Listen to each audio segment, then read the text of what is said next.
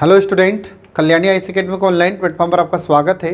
मैं हूं लखन दायमा, आपको हिंदी पढ़ा रहा हूं। फ्रेंड, हिंदी एक ऐसा सब्जेक्ट है जो कुछ प्रतियोगी परीक्षाओं के लिए बहुत ही महत्वपूर्ण है। जैसे एसआई की एग्ज़ाम हो, इसके बाद संविदा हो, सीटेट हो, या फिर पीसीएस या पीएससी के एग्ज़ाम्स हो, इसके लिए बहुत ही महत्वपूर्ण सब्जेक्ट है। तो चलिए फ्रेंड, शुरू करते हैं। आज का हमारा टॉपिक है अलंकार का। तो अलंकार में मैं आपको पढ़ा रहा हूँ अर्थालंकार के बारे में। अर्थालंकार के कुछ प्रकार मैं आपको पिछली क्लास में पढ़ा चुका हूँ। जैसे मैंने आपको अर्थालंकार में उपमा अलंकार, उत्प्रेक्षा अलंकार, रूपक अलंकार और अतिशयोक्ति अलंकार पढ़ा चुका हूँ। तो अब इसमें आज मैं आपको पढ़ाने वाला हूँ अन्योक्ति है, इसके बाद फिर भ्रांतिमान है, विभावना है, विशेषोक्ति है, आदि अलंकार में आपको पढ़ाने वाला हूँ, जो एग्ज़ाम की दृष्टि से बहुत ही महत्वपूर्ण है। तो चलिए फ्रेंड, शुरू करते हैं। आज का इसमें अगला अलंकार का टाइप है। तो अगला अलंकार देखिए, इसमें अन्योक्ति अलंकार। ठीक है, अन्योक्ति। ठीक है, तो अन्योक्ति अलंकार किसे कहते हैं? तो देखिए इसमें, तो यहाँ पर जो अन्योक्ति शब्द होता है, तो अन्योक्ति शब्द किससे मिलकर बना है?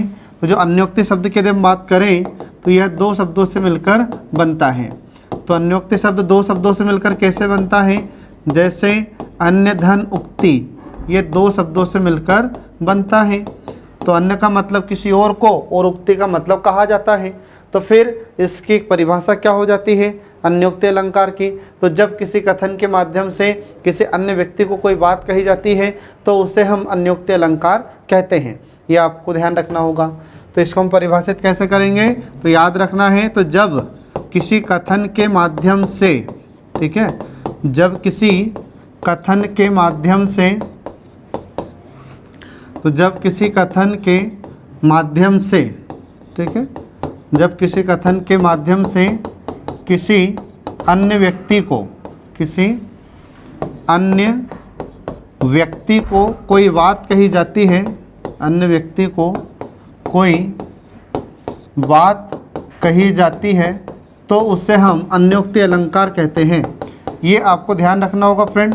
ये मैंने आपको यहाँ पर सरल भाषा में बताया है, जो आपको जल्दी से जल्दी याद हो सके। ठीक है, तब इसका मतलब क्या हो जाता है अन्योक्ति अलंकार का? तो अन्योक्ति अलंकार का मतलब है कि हम कहेंगे किसी और को, लेकिन सुनाया किसी और को जाता है।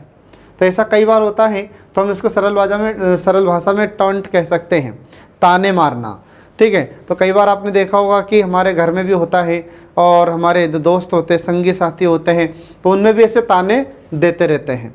ठीक है, तो यहाँ पर इसका मतलब क्या हो जाता है? इसका मतलब होता है कि किसी कथन के माध्यम से, ठीक है, तो जब किसी कथन के माध्यम से किसी अन्य व्यक्ति को कोई बात कही जाती है तो वहाँ पर यह अन्योक्ति अलंकार होता है। ये आपको ध्यान रखना होगा फ्रेंड। ठीक है, अब इसका मैं आपको उदाहरण बताता हूँ, और ताने के माध्यम से हम इसको कैसे लोगों को सुनाते हैं। तो कई बार आपने देखा होगा, जैसे दोस्त में अगर किसी बात को लेकर विवाद हो जाता है या झगड़ा हो जाता है, तो हमारे साथी लोग या हमारे दोस्त लोग ही हमें ताने देते हैं। या फिर हमारे घर में भी जैसे कुछ बातें हो जाती हैं, कुछ विवाद हो जाता है, तो घर में भी आपस में ताने देते रहते हैं। तो जो ताने अपन सुनते हैं, देते हैं, यही क्या है? ये अन्योक्ति अलंकार होता है फ्रेंड। ठीक है, तो इसमें याद रखिएगा, तो किसी कथन के माध्यम से किसी अन्य व्यक्ति को कोई बात कही जाती है तो वहाँ पर अन्योक्ति अलंकार होता है।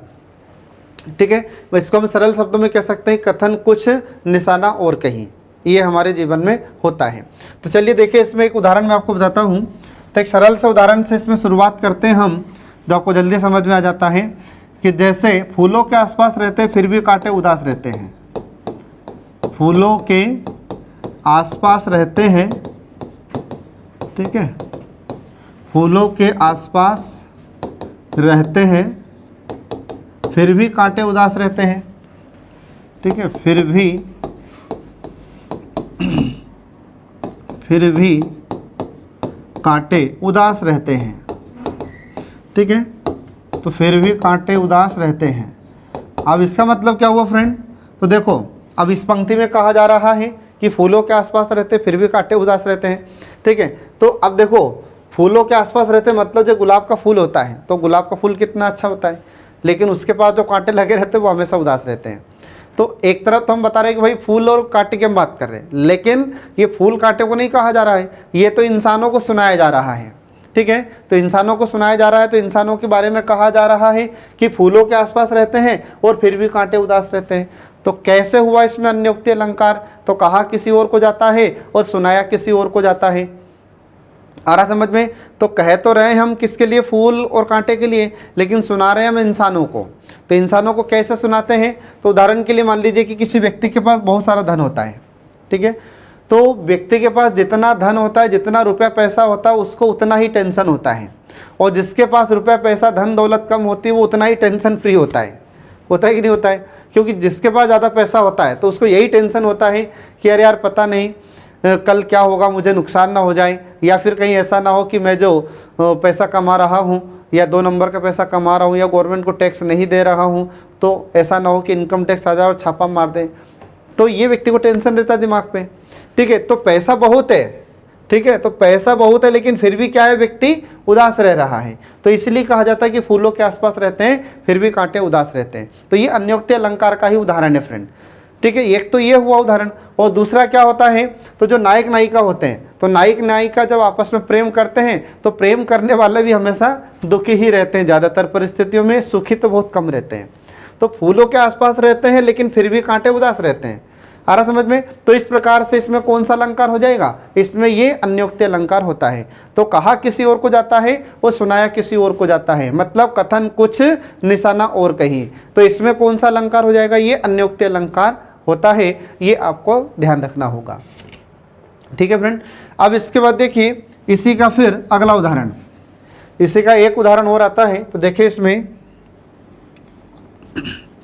अगला उदाहरण इसका आ जाता है कि नहीं पराग नहीं मधुर मधु, ठीक है। नहीं पराग नहीं, नहीं पराग नहीं मधुर मधु, नहीं पराग नहीं मधुर मधु, नहीं विकास एहि काल, नहीं विकास एहि काल, नहीं विकास एहि काल। फिर इसके बाद में अगली पंक्ति आ जाती है कि अली कली सो बंध्यो, अली कली सो, अली कली सो बंध्यो आगे कौन हवाल, अली कली सो बंध्यो और आगे कौन हवाल, ठीक है। अब इसमें कहा जा रहा है कि नहीं पराग नहीं मधुर मधु, नहीं विकास एहि काल, और अली कली सो बंध्यो आगे कौन हवाल। तो ये किसके बारे में कहा जा रहा है, तो बात तो हम कर रहे हैं यहाँ पर किसकी, भौरे की और फूल की कली की। तो यहाँ पर हम देखते हैं कि अली का मतलब क्या हो जाएगा, भौरा, ये अली का मतलब भौरा, और यहाँ पर कली का मतलब होता है फूल की कली। यहाँ पर क्या हो गया है, भौरा, और इसके बाद में इसका अर्थ हो जाता है कली, मतलब फूल की कली, ठीक है। किसकी कली, तो ये फूल की कली की बात हम कर रहे हैं, ठीक है। तो फूल खिलने से पहले ये कली होता है। तो बात तो यहाँ पर किसकी हो रही है, फूल की और कली, फूल की और भौरे की, मतलब जो फूल की कली है और भौरे की बात हो रही है। लेकिन वास्तव में सुनाया किसको जा रहा है, तो वास्तव में सुनाया जा रहा है किसी और को। तो अब यहाँ पर नाम स्पष्ट नहीं है कि किसको सुना रहे हैं। तो ये पंक्ति उस समय की है जब राजा जयसिंह की शादी होती है, राजा जयसिंह का विवाह होता है, और विवाह होने के पश्चात राजा जयसिंह अपने राजपाट पर ध्यान नहीं देते हैं, और उनकी जो नवोड़ा दुल्हन, मतलब उनकी नवोड़ा जो नायिका होती है, मतलब उनकी पत्नी होती है, तो उनके साथ ये समय ज़्यादा बिताते हैं। तो फिर उस समय ये पंक्ति लिखी जाती है, तो उन पर आधारित ये पंक्ति है। तो इसमें कहा जाता है कि नहीं पराग नहीं मधुर मधु और नहीं विकास एहि काल, और अली कली सो बंध्यो आगे कौन हवाल। तो इसमें कहा जाता है कि अगर भौरा फूल की कली से बंधा रहेगा और इसके बाद में जो फूल में पराग होता है उसका रसपान करता रहता है, ठीक है, मधुर रस का रसपान करता रहता है, और अगर राजपाट पर ध्यान नहीं देगा तो इसका फिर कोई विकास संभव नहीं है, या इसका विकास नहीं हो पाएगा, या विकास अवरुद्ध होगा, ठीक है। तो फिर इसका जिम्मेदार कौन होगा, आगे इसका हवाल मतलब इसका जिम्मेदार कौन होगा। तो इस प्रकार से इसमें सुनाया तो कहा किसको जा रहा है, भौरे और कली के माध्यम से, लेकिन सुनाया किसको जा रहा है, राजा जयसिंह को। तो इस प्रकार से इसमें देखते हैं कि इसमें कौन सा अलंकार हो जाता है, तो इसमें अन्योक्ति अलंकार होता है। ये आपको ध्यान रखना होगा, एग्जाम में आपसे क्वेश्चन इससे पूछा भी गया है फ्रेंड, याद रखना, ठीक है। तो ऐसा उदाहरण दे दिया गया था और पूछा गया था कि बताइए इसमें अलंकार कौन सा होगा, तो इसमें है ये अन्योक्ति अलंकार। आ रहा समझो फ्रेंड। तो इस प्रकार से हम देखते हैं यहाँ पर ये अन्योक्ति अलंकार का उदाहरण भी समाप्त हो जाता है। तो इसमें याद रखिएगा, ऐसे उदाहरण आपको दिए जाएंगे और पूछा जाएगा कि बताइए इसमें कौन सा अलंकार है। अब इसके बाद देखिए, अन्योक्ति के बाद फिर विभावना अलंकार। अलंकार का दूसरा प्रकार होता है विभावना अलंकार। ठीक है, तो विभावना और संभावना। तो यहाँ पर इसमें विभावना अलंकार में क्या होता है, तो विभावना अलंकार में यह होता है कि कारण न होने पर भी कार्य होता है, इसलिए इसे हम विभावना अलंकार कहते हैं। क्या होता है विभावना अलंकार, तो इसमें आपको ध्यान रखना है कि जब कारण न हो, कारण उपस्थित न हो या कारण न हो, तब भी कार्य होने का बोध होता है, तो उसे हम विभावना अलंकार कहते हैं। तो विभावना अलंकार में होता क्या है, तो इसमें कारण उपस्थित नहीं होता है लेकिन फिर भी कार्य होने का बोध होता है, तो वहाँ पर ये विभावना अलंकार होता है। ये आपको ध्यान रखना होगा फ्रेंड। ठीक है, तो अब मैं इसमें आपको एक उदाहरण देता हूँ, तो उदाहरण के माध्यम से आपको जल्दी समझ में आएगा। तो देखिए, मैंने यहाँ पर इसका उदाहरण लिख दिया, उदाहरण। तो उदाहरण मैंने लिखा यहाँ पर कि बिनु पद चलई सुनई बिनु काना। देखिए इसमें बिनु पद चलई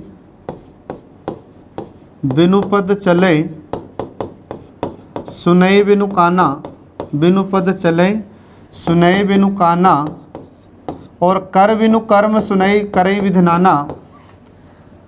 सुनई बिनु काना, बिनु पद चलई सुनई बिनु काना, कर बिनु कर्म, कर बिनु कर्म करहि विधि नाना। ठीक है, कर बिनु कर्म करहि विधि नाना। और अगली पंक्ति आती है कि आनन सकल रहित रस भोगी। आनन रहित ऐसे लिखो, आनन रहित ऐसा आएगा, आनन रहित सकल रस भोगी, और बिनु वाणी वक्तावल जोगी। बिनु वाणी वक्तावल जोगी। ठीक है, अब इसमें क्या कहा जा रहा है फ्रेंड, तो इसमें आपको ध्यान रखना है कि इसमें कहा जा रहा है कि बिनु पद चलई सुनई बिनु काना, और कर बिनु कर्म करई विधनाना, और आनंद सकल या आनंद रहित सकल रस भोगी, और बिनु वाणी वक्तावल जोगी।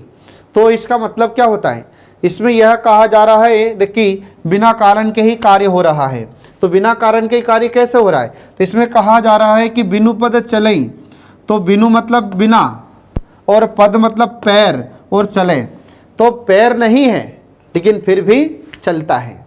तो यहाँ पर बिना कारण के ही कार्य हो रहा है, कारण उपस्थित नहीं है, कारण नहीं है लेकिन फिर भी कार्य हो रहा है। तो यहाँ पर कौन सा अलंकार होगा, विभावना अलंकार। तो इसमें कहा कि बिनु पद चलई, बिना पैर के चलता है। फिर सुनई बिनु काना, तो बिनु काना मतलब कान नहीं है लेकिन फिर भी सुनता है। तो बिना पैर के चलता है, बिना कान के सुनता है। तो यहाँ पर क्या हो रहा है कि कारण नहीं है लेकिन फिर भी कार्य हो रहा है। तो इसलिए इसमें कौन सा अलंकार हो जाएगा, विभावना अलंकार। अगली पंक्तियों में देखो क्या कहा जा रहा है, तो अगली है कि कर बिनु कर्म करई विधि नाना। तो कर का मतलब हाथ, और बिनु मतलब नहीं है, तो हाथ नहीं है लेकिन फिर भी विभिन्न प्रकार के कर्म कर रहा है। सारा समझ में, तो ये आपको ध्यान रखना होगा। फिर इसके बाद में अगला आ जाता है कि आनन रहित सकल रस भोगी। आनन का मतलब होता है मुख या मुंह। आनन का अर्थ क्या हो जाएगा, मुख या मुंह। तो आनन रहित सकल रस भोगी, तो आनन रहित, रहित मतलब नहीं है, तो मुख नहीं है, मुंह नहीं है, फिर भी सकल मतलब सभी, रस भोगी, तो मुख नहीं है फिर भी सभी रसों का रसपान करता है, सभी रसों का रसवास्वादन करता है। ठीक है, और बिनु वाणी वक्तावल जोगी, बोलता नहीं है, गूंगा है, बोलते नहीं बनता, वाणी नहीं है लेकिन बहुत बड़ा वक्ता है। आ रहा समझ में। तो इस पूरी पंक्ति का पूरी चौपाई का अर्थ क्या हुआ, तो पूरी चौपाई का अर्थ हो जाता है कि बिना पैर के चलता है, बिना कान के सुनता है, बिना हाथ के सारे कार्य विभिन्न प्रकार के कार्य करता है, और आनंद सकल रहित रस भोगी। तो मुँह नहीं है लेकिन फिर भी सभी रसों का रसवास्वादन करता है, और बिनु वाणी वक्ता बड़ जोगी, मतलब बोलते नहीं बनता है लेकिन फिर भी बहुत बड़ा वक्ता है। तो इसका मतलब क्या हुआ, तो इसमें यह कहा जा रहा है कि कारण नहीं है लेकिन फिर भी सभी कार्य करता है, या कारण न होने पर भी जब कार्य होने का बोध होता है तो वहाँ पर ये विभावना अलंकार होता है। फ्रेंड ये आपको ध्यान रखना है। तो एग्जाम में आपसे क्वेश्चन पूछा जाएगा, तो एग्जाम में आपको ऐसे ये चौपाई दे दी जाएगी या कोई भी उदाहरण दे दिया जाएगा, जरूरी नहीं कि यही दे, ठीक है। तो कोई भी उदाहरण दे दिया जाएगा और आपसे पूछा जाएगा कि बताइए इसमें कौन सा अलंकार है, तो आपको बताना होगा इसमें विभावना अलंकार होता है, ठीक है। तो इस प्रकार से यहाँ पर विभावना अलंकार समाप्त हुआ। अब इसके बाद देखिए अगला विशेषोक्ति अलंकार। अगला प्रकार देखिए इसमें विशेषोक्ति। अगला अलंकार होता है विशेषोक्ति अलंकार, ठीक है। अब विशेषोक्ति अलंकार में क्या होता है, तो उसका जस्ट अपोजिट है ये। किसका अपोजिट है, तो अभी जो विभावना अलंकार के बारे में हमने आपको पढ़ाया है तो उसका बिल्कुल विपरीत है ये। विभावना अलंकार में क्या होता है कि कारण न होने पर भी कार्य होता है, अब उसका उल्टा ये है। तो इसमें क्या होगा, तो इसमें कारण होने पर भी कार्य नहीं होता तो उसे हम विशेषोक्ति अलंकार कहते हैं, ये आपको ध्यान रखना होगा। तो विशेषोक्ति अलंकार किसे कहते हैं फ्रेंड, तो आपको ध्यान रखना है कि जब कारण उपस्थित हो या जब कारण उपस्थित होने पर भी, कारण उपस्थित होने पर भी कार्य नहीं होता, कार्य नहीं होता तो उसे हम विशेषोक्ति अलंकार कहते हैं, ये आपको ध्यान रखना होगा। तो ये विभावना अलंकार का बिल्कुल अपोजिट होता है, ठीक है। तो इसमें क्या होगा, तो कारण उपस्थित होता है लेकिन फिर भी कार्य नहीं होता, तो वहाँ पर ये विशेषोक्ति अलंकार होता है, ये आपको ध्यान रखना होगा। अब इसका उदाहरण देखिए मैं आपको बताता हूँ। तो उदाहरण इसका आ जाता है कि, ठीक है, इसका उदाहरण है पानी बिच मीन प्यासी। उदाहरण है पानी बीच मीन प्यासी, पानी बिच मीन प्यासी और मोही सुनत सुनत आवे हंसी। मोही सुनत आवे हंसी, ठीक है। तो इसमें क्या कहा जा रहा है, तो पानी बिच मीन प्यासी और मोही सुनत सुनत आवे हंसी, या मोही सुनत आवे हंसी। तो इसमें क्या कहा जा रहा है, तो इसमें कहा जा रहा है कि देखो पानी के बीच में है मछली, मीन का मतलब क्या होता है मछली, तो पानी के बीच में मछली रहती है लेकिन फिर भी मछली कैसी है, तो प्यासी है। तो ऐसा हो सकता है क्या, नहीं। लेकिन फिर भी इसमें यह बताया जा रहा है कि पानी में रह रही है मछली लेकिन फिर भी मछली प्यासी है। तो इसमें क्या हो रहा है कि कारण उपस्थित है, कारण उपस्थित मतलब पानी है लेकिन फिर भी मछली प्यासी है। तो यहाँ पर कारण उपस्थित होने के बाद भी जब कार्य नहीं होता है तो उसे हम विशेषोक्ति अलंकार कहते हैं। तो यहाँ पर मछली पानी में रहती है लेकिन फिर भी मछली प्यासी है, तो कारण उपस्थित है लेकिन फिर भी काम नहीं हो रहा है, तो इसलिए इसमें विशेषोक्ति अलंकार होता है, ठीक है। तो पानी बिच मीन प्यासी और मोही सुनत सुनत आवे हंसी। तो इस प्रकार का जब हम वाक्य सुनते हैं तो हमें हंसी आती है कि ऐसा कैसे हो सकता है। आ रहा समझ में फ्रेंड। तो ये इस प्रकार होता है विभावना अलंकार, यहाँ पर विशेषोक्ति अलंकार समाप्त, ठीक है। तो ये हुआ यहाँ पर विशेषोक्ति अलंकार। अब इसके बाद फिर अगला देखिए, तो विशेषोक्ति अलंकार के बाद में अगला आ जाता है भ्रांतिमान। अगला देखिए इसमें अगला प्रकार भ्रांतिमान अलंकार। भ्रांतिमान अलंकार, ठीक है।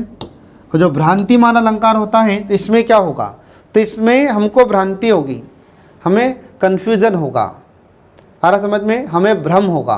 तो वहाँ पर कौन सा अलंकार होता है, भ्रांतिमान। तो हम इसको परिभाषित कैसे करेंगे? तो जब हम समानता के कारण किसी एक वस्तु में दूसरे भ्रम को समझ बैठते हैं, या यूँ कह सकते हैं कि जब एक समानता के कारण एक वस्तु में दूसरी वस्तु का भ्रम होता है तो वहाँ पर भ्रांतिमान अलंकार होता है। ये आपको ध्यान रखना होगा, ठीक है। तो भ्रांतिमान अलंकार किसे कहते हैं फ्रेंड? तो याद रखिएगा, तो जब समानता के कारण, जब समानता के कारण, जब समानता के कारण एक वस्तु में, जब समानता के कारण एक वस्तु में दूसरी वस्तु का, जब समानता के कारण एक वस्तु में दूसरी वस्तु का भ्रम होता है, दूसरी वस्तु का भ्रम होता है, तो उसे हम भ्रांतिमान अलंकार कहते हैं। ये आपको ध्यान रखना होगा। तो इसमें क्या होता है भ्रांतिमान अलंकार में? तो इसमें समानता के कारण एक वस्तु में दूसरी वस्तु का भ्रम होता है, तो वहाँ पर ये भ्रांतिमान अलंकार होता है। ये आपको ध्यान रखना होगा फ्रेंड, ठीक है। अब इसका मैं आपको एक उदाहरण देता हूँ, तो उदाहरण के माध्यम से आपको जल्दी समझ में आता है, ठीक है।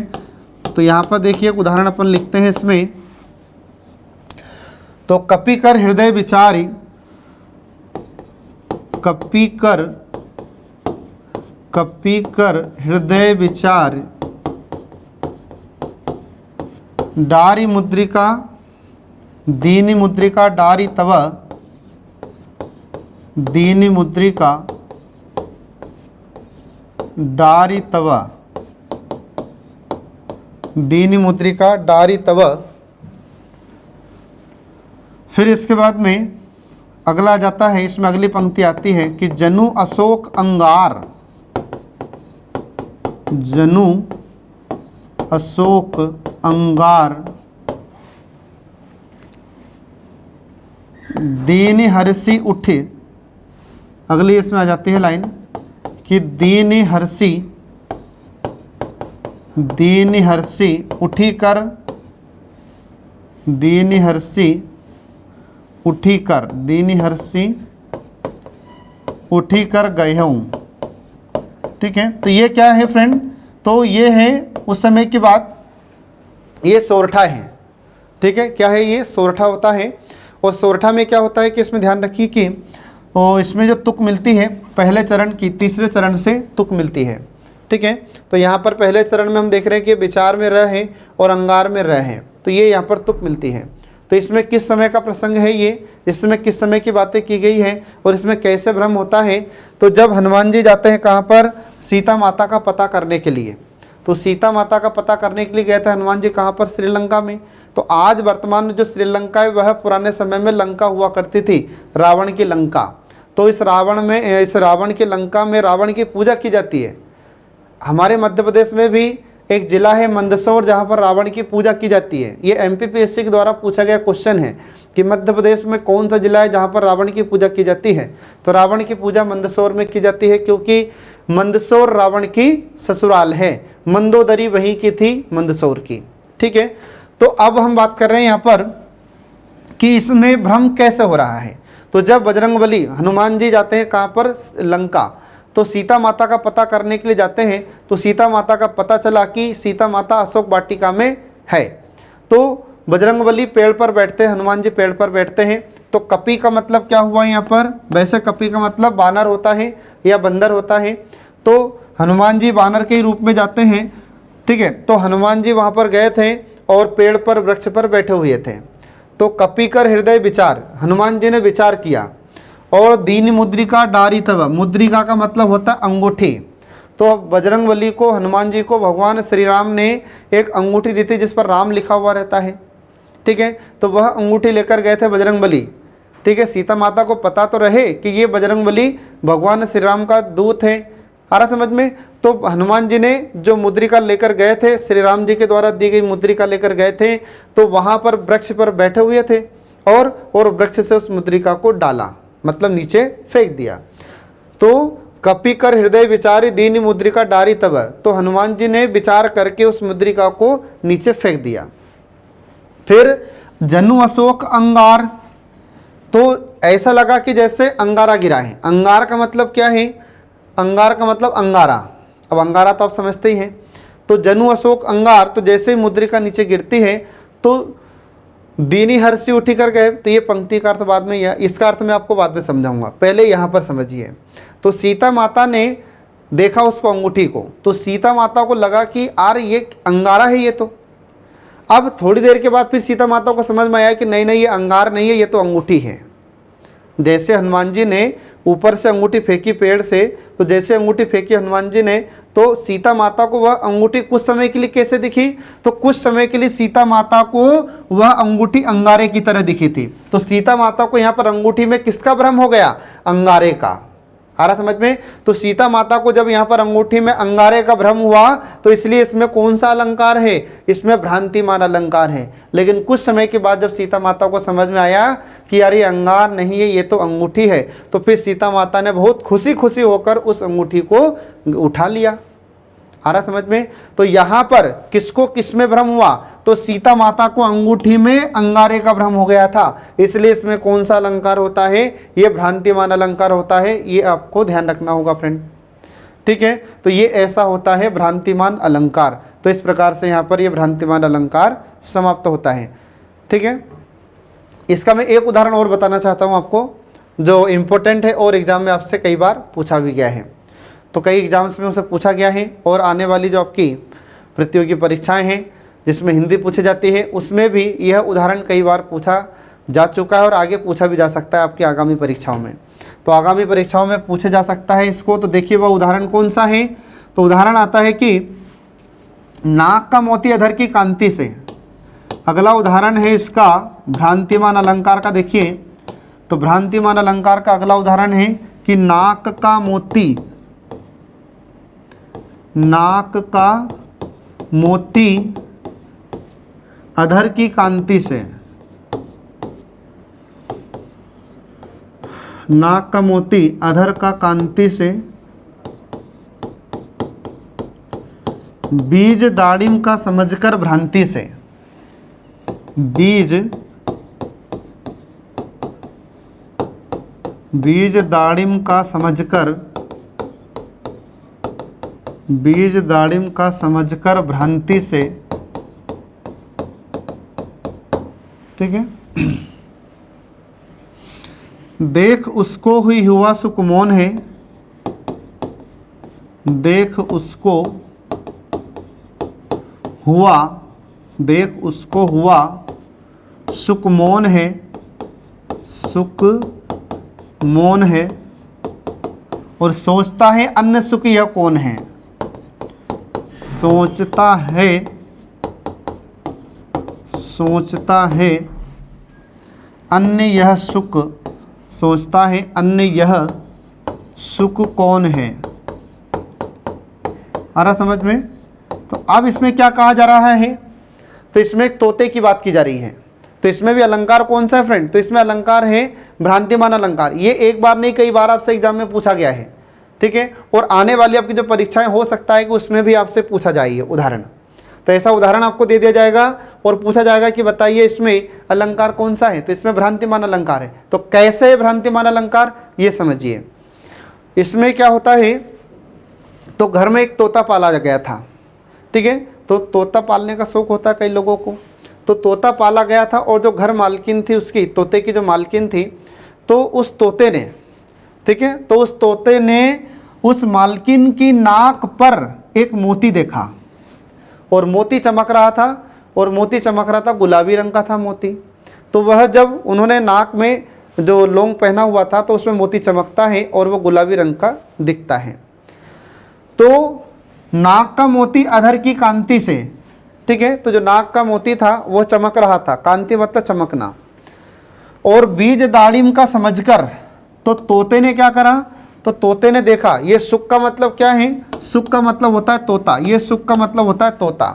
तो तोते ने जब घर मालकिन के नाक पर मोती देखा और मोती चमक रहा था और वह गुलाबी रंग से, गुलाबी रंग का दिखाई दे रहा था, तो गुलाबी रंग का मोती था तो चमक रहा था, तो तोते ने उसे क्या समझ लिया? तो तोते ने बीज दाड़िम का समझ लिया। दाड़िम का मतलब होता है अनार, दाड़िम का मतलब क्या होता है? अनार। तो तोते ने उसको क्या समझ लिया, दाड़िम का बीज, अनार का बीज समझ लिया, अनार का दाना समझ लिया। ठीक है, तो बीज दाड़िम का समझकर भ्रांति से, तो तोते ने उसको अनार का दाना भ्रम या भ्रांति से उसको समझ लिया, मतलब तोते को भ्रम हो गया। अब देख उसको हुआ सुख मौन है, तो देख उसको हुआ सुख मौन मतलब तोते ने जैसे देखा तो उसको देखकर बिल्कुल तोता मौन हो गया, चुप हो गया। सोचता है अन्य सुखी है कौन है, और तोतों ने सोचा कि यार ये दूसरा तोता कहाँ से आ गया। आ रहा समझ में? तो इसका मैं आपको फिर से समझाता हूँ, इसका पूर्ण अर्थ क्या होता है। देखो इसमें क्या होता है, तो जो घर मालकिन थी उसने एक तोता पाला हुआ था, तो तोता ने देखा कि इसको, घर मालकिन को, और घर मालकिन ने नाक में एक मोती पहना हुआ था जिसका रंग गुलाबी था और वह चमक रहा था। तो उसको तोते ने देखा उस लाल गुलाबी रंग के मोती को, तो जैसे उसकी चमक को देखा तोते ने, तो तोता एकदम से कन्फ्यूज हो गया, तोता एकदम से चुप हो जाता है, तोता एकदम से मौन हो गया। और उसने सोचा कि यार ये दूसरा तोता कहाँ से आ गया है जो अनार का दाना खा रहा है। आ रहा समझ में? ये उसको भ्रम हुआ, किसको? तोते को। तो इसमें कौन सा अलंकार हो जाएगा? इसमें हो जाता है भ्रांतिमान अलंकार। तो जो नाक का मोती था उसको अनार का दाना समझकर ये भ्रमित हो जाता है तोता, इसलिए इसमें कौन सा अलंकार हो जाता है? इसमें भ्रांतिमान अलंकार होता है। ये आपको ध्यान रखना होगा फ्रेंड। ठीक है, तो इस प्रकार से यहाँ पर यह भ्रांतिमान अलंकार भी समाप्त हो जाता है। अब इसके बाद देखिए फिर अगला अलंकार आ जाता है व्याज निंदा और व्याज स्तुति। अगला अलंकार हो जाता है व्याज स्तुति अलंकार।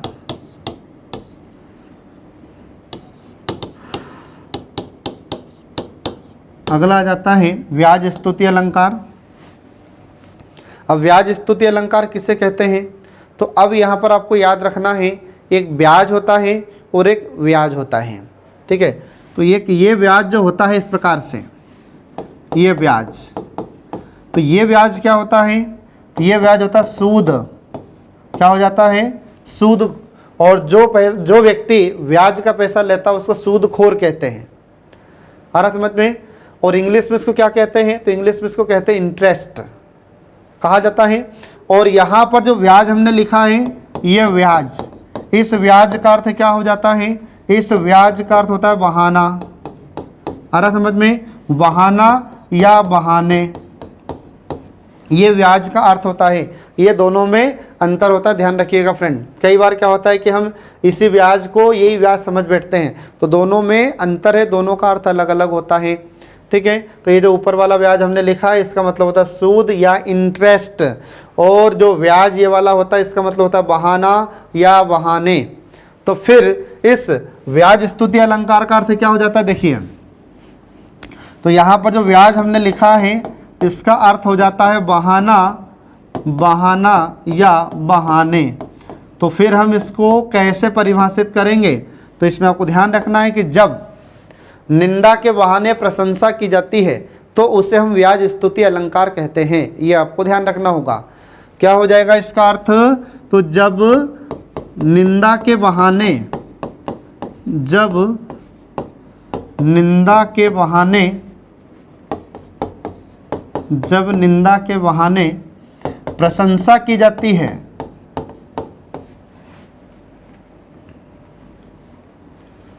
जब निंदा के बहाने प्रशंसा की जाती है, प्रशंसा की जाती है तो उसे हम व्याज स्तुति अलंकार कहते हैं। तो इसमें क्या होगा? तो इसमें हमको सुनने में तो लगेगा कि बुराई कर रहे हैं, निंदा कर रहे हैं, लेकिन वास्तव में क्या होगा? तो वास्तव में प्रशंसा की जाती है, तो वहाँ पर ये व्याज स्तुति अलंकार होता है। ये आपको ध्यान रखना होगा। तो कई बार ऐसा होता है कि हमारे घर वाले या हमारे साथ वाले या हमारे जो साथी संगी होते हैं तो वे कभी कभी हमारी प्रशंसा करते हैं। तो प्रशंसा इस प्रकार करते हैं कि सुनने में लगता है कि बुराई कर रहे हैं लेकिन वास्तव में प्रशंसा की जाती है। आ रहा समझ में? तो अब इसमें देखिए, तो इसका एक उदाहरण मैं आपको बताता हूँ कि सुनने में तो लगता है कि बुराई कर रहे हैं, निंदा कर रहे हैं, लेकिन वास्तव में प्रशंसा की जाती है। तो जब निंदा के बहाने प्रशंसा की जाती है तो उसे व्याज निंदा अलंकार, सॉरी व्याज स्तुति अलंकार कहते हैं। ठीक है, तो अब देखिए इसमें एक उदाहरण इसका आ जाता है कि उदाहरण,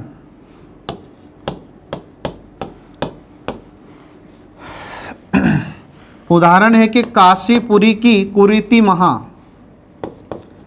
उदाहरण है काशीपुरी की कुरीति महा, कुरीति महा, जहाँ जहाँ जहाँ देह देय, जहाँ देह देय पुनि देह न पाइए, पुनि देह न पाइए। इसका मतलब क्या हो जाता है? तो इसमें यह कहा जा रहा है कि काशीपुरी की कुरीति महा और जहाँ देह दे पुनि देह न पाइए। आ रहा समझ में? अब इसका अर्थ क्या होता है, ये इसका अर्थ मैं आपको बताता हूँ। तो देखिए इसमें यह कहा जा रहा है कि काशीपुरी, अब काशी का मतलब क्या हो जाता है? तो काशी का मतलब होता है जो वर्तमान में वाराणसी है। तो वाराणसी का पुराना नाम क्या है? तो उसका वाराणसी का पुराना नाम होता है काशी। ठीक है, तो काशी का पुराना नाम है, सॉरी, काशी का नया नाम है वाराणसी और वाराणसी का पुराना नाम है काशी। ठीक है, तो दोनों एक ही है, कंफ्यूज मत होइए। तो काशी की या वाराणसी की। तो पुरी का मतलब क्या हो गया? पुरी का मतलब होता है नगरी। ठीक है, तो काशी नगरी की कुरीति महा, तो यहाँ पर कुरीति है मतलब बहुत बेकार प्रथा है। कैसे बेकार प्रथा है? तो आपने देखा होगा, अगर आप कभी गए होंगे काशी में, तो भगवान शंकर के 12 ज्योतिर्लिंग में से एक ज्योतिर्लिंग काशी में भी है, वाराणसी में भी है। ठीक है, तो उसमें कहा जा रहा है, इस उदाहरण में, इस पंक्ति में कहा जा रहा है कि जो काशी नगरी है, काशीपुरी है, इसकी कुरीति है, यहाँ पर बहुत बेकार कुरीति है। कैसी कुरीति है? मतलब बहुत बेकार प्रथा है कि यहाँ पर अगर कोई व्यक्ति मरता है, ठीक है, तो यहाँ पर व्यक्ति मरता है तो उसको वहीं पर फेंक देते हैं। कहाँ पर? गंगा जी में। अब जब वहाँ पर फेंक दिया जाता है तो इसमें कहा जा रहा है कि जहाँ देह दे, तो अगर व्यक्ति यहाँ मरता है, ठीक है, तो यदि व्यक्ति यहाँ मरता है या अपनी यहाँ पर देह त्यागता है तो वह फिर से देह नहीं पाता, मतलब उसे फिर से मनुष्य का जन्म प्राप्त नहीं होता और उसे फिर से कई योनियों में भटकना नहीं पड़ता। जैसे अपन देखते हैं कि धर्मशास्त्र बताते हैं कि जो 84 लाख योनियां हैं, उन 84 लाख योनियों में सबसे अच्छी और सर्वश्रेष्ठ योनि बताई गई है मनुष्य योनि। तो मनुष्य योनि सर्वश्रेष्ठ योनि है। तो ये मनुष्य योनि इंसान को कब मिलती है? जब कई योनियों में भटक कर आता है, जब जीव कई जीवों से त्रास होता है, मतलब कई ढेर सारे जन्म पहले उसको हो गए होते हैं, उसके बाद में फिर अंत में उसको मनुष्य को यह मानव योनि मिलती है, मनुष्य योनि मिलती है। कई योनियों में भटकना पड़ता है, तब जाकर मनुष्य योनि बड़ी मुश्किल से इंसान को मिलती है। आ रहा समझ में? तो इसमें यही बताया जा रहा है कि अगर काशी नगरी में अगर कोई व्यक्ति मरता है, ठीक है, तो इसमें कहा जा रहा है बुराई कैसी कर रहे हैं? सुनने में लग रहा है कि बुराई कर रहे हैं, तो सुनने में कैसा लग रहा है कि काशीपुरी की कुरीति महा, तो जो काशी नगरी उसकी कुरीति है, मतलब वहाँ पर जो प्रथा है बहुत बेकार है। तो कैसी प्रथा बहुत बेकार? कि जहाँ देह, मतलब यहाँ पर लोग मर जाते हैं, अगर मरते हैं तो उसको वहीं पर फेंक दिया जाता है, तो ये बहुत बुरी प्रथा है वहाँ पर। तो सुनने में तो लग रहा है कि हम बुराई कर रहे हैं, लेकिन वास्तव में क्या कर रहे हैं? वास्तव में प्रशंसा कर रहे हैं। तो वास्तव में प्रशंसा कैसी कर रहे हैं? तो उसमें कहा जा रहा है कि पुनि देह न पाइए। अगर व्यक्ति यहाँ पर अपनी देह त्यागता है, यहाँ व्यक्ति मरता है, तो उसे फिर से मनुष्य योनि प्राप्त नहीं होती, उसे फिर से ये जीवों की आत्माओं के रूप में भटकना नहीं पड़ता, उसका मोक्ष हो जाता है। तो इसमें यहाँ पर क्या कर रहे हैं? हम काशी की प्रशंसा कर रहे हैं। तो सुनने में तो लगता है कि निंदा कर रहे हैं, लेकिन वास्तव में प्रशंसा की जाती है। तो जब हमें सुनने में लगता है कि प्रशंसा निंदा कर रहे हैं, लेकिन वास्तव में प्रशंसा की जाती है, तो वहाँ पर ये व्याज स्तुति अलंकार होता है। ये आपको ध्यान रखना होगा फ्रेंड। ठीक है, तो इस प्रकार से यहाँ पर ये व्याज स्तुति अलंकार भी समाप्त हो जाता है। अब इसके बाद में देखिए अगला आ जाता है व्याज निंदा अलंकार। अगला आ जाता है व्याज निंदा अलंकार। अब व्याज निंदा अलंकार किसे कहते हैं? तो देखिए इसमें, तो अभी थोड़ी देर पहले ही मैंने बताया है व्याज स्तुति में। तो व्याज का मतलब क्या होता है? तो व्याज का मतलब होता है बहाने। ठीक है, व्याज का अर्थ क्या हो जाता है यहाँ पर? यह व्याज का मतलब होता है बहाना या बहाने। ठीक है फ्रेंड, बहाना या बहाने। ठीक है, तो जब सुनने में हमें लगता है कि प्रशंसा की जा रही है लेकिन वास्तव में निंदा की जाती है, तो वहाँ पर यह व्याज निंदा अलंकार होता है। ये आपको ध्यान रखना होगा। इसमें क्या होता है, तो हमें सुनने में तो लगता है कि यार प्रशंसा की जा रही है, बड़ाई की जा रही है, परंतु वास्तव में क्या होता है, निंदा की जाती है। तो ऐसी स्थिति में यहाँ पर यह व्याज निंदा अलंकार होता है। तो व्याज स्तुति और व्याज निंदा दोनों एक दूसरे के अपोजिट होते हैं। तो व्याज स्तुति में क्या हुआ था, उसमें प्रशंसा की जाती है। तो व्याज स्तुति में सुनने में लगता है कि बुराई कर रहे हैं लेकिन वास्तव में प्रशंसा की जाती है, और यहाँ पर इसमें सुनने में तो लगता है कि प्रशंसा कर रहे हैं लेकिन वास्तव में निंदा की जाती है। तो देखिए इसमें इसका अर्थ क्या हो जाता है, तो इसकी परिभाषा में लिख देता हूँ। तो जहाँ सुनने में तो लगता है, जहाँ सुनने में तो लगता है कि प्रशंसा की जा रही है, प्रशंसा की जा रही है, प्रशंसा की जा रही है, परंतु वास्तव में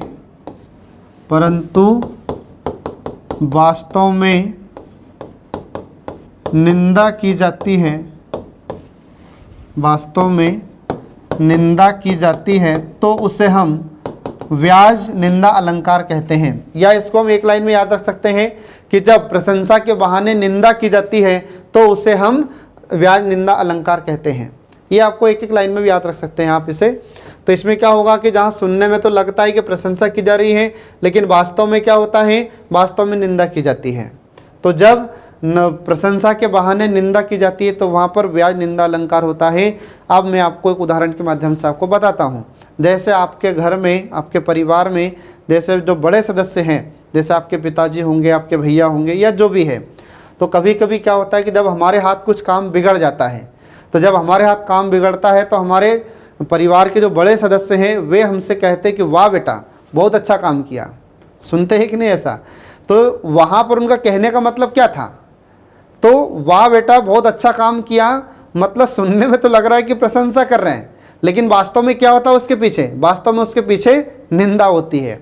तो वहाँ पर कौन सा अलंकार हो जाता है, ये व्याज निंदा अलंकार होता है। आ रहा समझ में? तो ये आपको ध्यान रखना होगा। अब इसका एक उदाहरण मैं आपको बताता हूँ।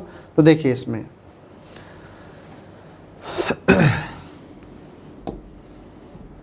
तो उदाहरण इसका आता है कि नाक कान बिनु, नाक कान बिनु, नाक कान बिनु भगिनी निहारी, भगिनी निहारी और क्षमा कीनी तुम धर्म विचारी। और अगली इसमें चौपाई आ जाती है कि क्षमा कीन ही, क्षमा कीन है, क्षमा कीन तुम, क्षमा कीन तुम धर्म विचारी।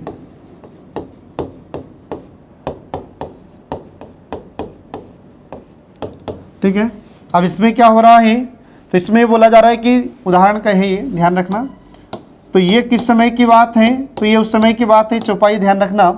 तो जब लक्ष्मण जी के द्वारा रावण की बहन शूर्पणखा की नाक काट ली जाती है लक्ष्मण जी के द्वारा, तो जैसे ही लक्ष्मण जी ने शूर्पणखा की नाक काटी तो वह एकदम से घबराकर रावण के पास जाती है। तो रावण से कहा कि भैया मेरी नाक काट ली है। आ रहा समझ में? तो किसने काटी, तो बोले लक्ष्मण ने काटी है। तो फिर उस समय का यह प्रसंग है। तो इसमें यह कहा जा रहा है कि नाक कान बिनु भगिनी निहारी, मतलब आपकी जो बहन है वह बिना नाक कान के बहुत प्यारी लगती है, बहुत अच्छी लगती है। और क्या, और आपने उन्हें ये विचार करके उनको क्षमा भी कर दिया है क्या? तो यहाँ पर ये कहा जा रहा है कि हमको सुनने में तो क्या लग रहा है कि नाक कान बिनु भगिनी निहारी, सुनने में लग रहा है कि यहाँ पर प्रशंसा कर रहे हैं, लेकिन वास्तव में इसके पीछे क्या है, वास्तव में इसके पीछे निंदा की जा रही है। तो किसकी निंदा की जा रही है, यहाँ पर उसकी बहन शूर्पणखा की बुराई की जा रही है। तो इसमें कौन सा अलंकार हो जाएगा, व्याज निंदा अलंकार होता है। तो सीधी सी आप बात आप ध्यान रखना कि सुनने में तो लगता है कि प्रशंसा कर रहे हैं लेकिन वास्तव में उसके पीछे निंदा की जाती है या वास्तव में उसके पीछे निंदा होती है, तो वहाँ पर यह व्याज निंदा अलंकार होता है। ये आपको ध्यान रखना होगा। ठीक है फ्रेंड, तो इस प्रकार से हम देखते हैं कि यहाँ पर यह व्याज निंदा अलंकार भी समाप्त हो जाता है। अब इसमें क्वेश्चन कैसे पूछे जाएंगे, तो क्वेश्चन आपसे पूछे जाएंगे, ऐसे उदाहरण आपको दे दिया जाएगा और पूछा जाएगा कि बताइए इसमें कौन सा अलंकार है। ठीक है, तो ये आपको ध्यान रखना होगा। ठीक है फ्रेंड, अब इसके बाद में अगला अलंकार देखिए जिसका नाम आता है विरोधाभास अलंकार। ठीक है, तो अगला प्रकार आता है इसमें विरोधाभास। और जो विरोधाभास अलंकार होता है तो ये किसे कहते हैं और इसका उदाहरण क्या है, ये देखिए मैं आपको बताता हूँ। अब जब विरोधाभास अलंकार होता है तो इसमें यहाँ पर जो विरोधाभास शब्द होता है तो इस विरोधाभास शब्द के दो अर्थ हो जाते हैं। तो कैसे होगा, जो विरोधाभास शब्द होता है यह दो शब्दों से मिलकर बना हुआ है। तो एक तो होता है विरोध और दूसरा होता है आभास। यह दो शब्दों से मिलकर बना हुआ है। विरोध धन आभास बराबर क्या हो जाता है, विरोधाभास हो जाता है। तो इसका अर्थ क्या हो जाता है कि जिसमें हमें विरोध का आभास होता है तो उसे हम विरोधाभास अलंकार कहते हैं। तो इसको हम परिभाषित कैसे करेंगे, तो इसका मतलब ये होता है कि जब दो असमान पदार्थों का मेल करा जाता है या उनको एक साथ दिखाया जाता है तो उसे हम विरोधाभास अलंकार कहते हैं। या फिर इसको यूँ भी आप समझ सकते हैं कि जहाँ विरोध ना होने के बावजूद या जहाँ विरोध ना होने पर भी विरोध का आभास होता है तो उसे हम विरोधाभास अलंकार कहते हैं। ये आपको ध्यान रखना होगा। ठीक है, तो विरोधाभास अलंकार किसे कहते हैं, तो जब दो, ठीक है, जब दो असमान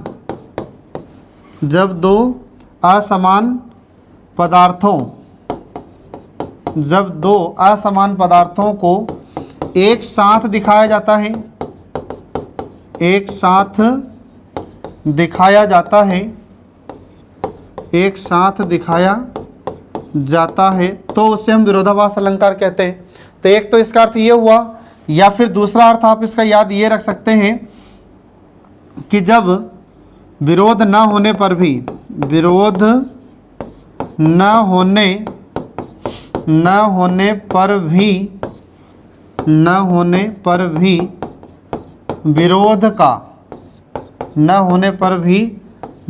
का आभास होता है तो उसे हम विरोधाभास अलंकार कहते हैं। तो ये दोनों में से जो आपको अर्थ सरल लगे वह आपको याद कर सकते हैं। तो इसमें देखिए, इसमें कहा जा रहा है कि जब दो असमान पदार्थों का, तो इसमें दो असमान पदार्थों को एक साथ दिखाया जाता है, या फिर विरोध न होने पर भी, किसी वाक्य में विरोध न होने पर भी विरोध का आभास होता है तो वहाँ पर ये विरोधाभास अलंकार होता है। ये आपको ध्यान रखना होगा। ठीक है, अब इसका मैं आपको एक उदाहरण बताता हूँ तो उदाहरण से आपको स्पष्ट हो जाएगा। तो देखिए इसमें एक इसका उदाहरण आता है जैसे, तो उदाहरण इसका आ जाता है कि सुलगी अनुराग की आग वहाँ। इसका उदाहरण है कि सुलगी अनुराग की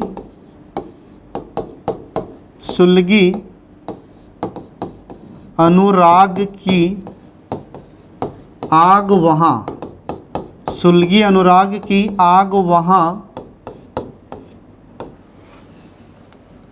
फिर जल से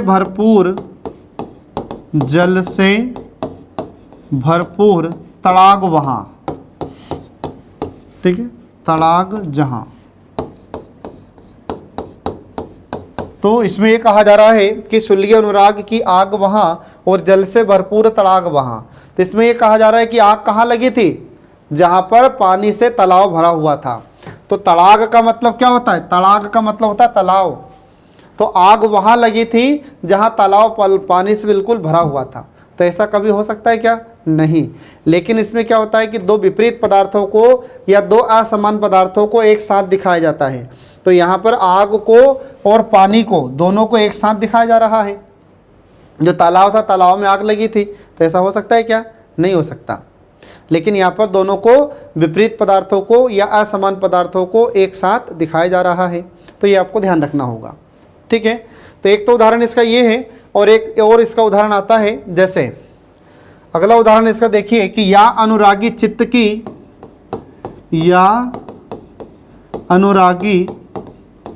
चित्त की गति न समझे कोई, या अनुरागी चित्त की गति न समझे, गति न समझे कोई, गति न समझे कोई, और ज्यों ज्यों डूबे श्याम रंग त्यों त्यों उज्जवल होए। ज्यों ज्यों डूबे श्याम रंग, ज्यों ज्यों डूबे श्याम रंग त्यों त्यों उज्जवल होए, त्यों त्यों उज्जवल होए। ठीक है, ये आपको ध्यान रखना है। तो इसमें क्या हो रहा है, इसमें भी विरोध तो नहीं है लेकिन विरोध होने का आभास हो रहा है। तो कैसे हो रहा है विरोध होने का आभास, ये देखिए मैं बात समझाता हूँ आपको। तो इसमें कहा जा रहा है कि या अनुरागी चित्त की गति न समझे कोई, मतलब इस मनुष्य का जो मस्तिष्क होता है, इसके चित्त की गति, या मनुष्य का जो मस्तिष्क होता है या चित्त होता है, इसकी गति को समझ नहीं सकता। फिर कहा जा रहा है कि जो जो डूबे श्याम रंग, मतलब जैसे जैसे श्याम रंग में डूबते हैं वैसे वैसे उज्जवल होते हैं। तो इसमें अब आप थोड़ा सा से पंक्ति के माध्यम से समझना जो पंक्ति में कहा जा रहा है। तो इसमें यह कहा जा रहा है कि जैसे जैसे श्याम रंग, तो श्याम मतलब काला रंग, श्याम का मतलब क्या हो जाता है, काला रंग। तो जैसे जैसे श्याम रंग में डुबाते हैं, मतलब काले रंग में डुबाते हैं किसी चीज़ को, किसी वस्तु को, तो वैसे वैसे क्या होती है, उज्जवल। उज्जवल का मतलब सफ़ेद, आ रहा समझ में। तो ये आपको ध्यान रखना होगा। तो इसमें यह कहा जा रहा है कि जैसे जैसे हम किसी चीज़ को काले रंग में डुबाते हैं तो वैसे वैसे उज्जवल हो रही है। तो ऐसा संभव हो सकता है क्या? नहीं। जब हम किसी वस्तु को अगर काली रंग में डुबाते हैं तो किसी भी चीज़ को, किसी वस्तु को काले रंग में डुबाते हैं तो वह काली होकर निकलेगी। लेकिन इसमें तो क्या कहा जा रहा है, इसमें तो ये कहा जा रहा है कि अगर काले रंग में किसी वस्तु को डुबोते हैं तो वह क्या होगी, गोरी होगी, अच्छी होगी, सफ़ेद होगी। आ रहा समझ में।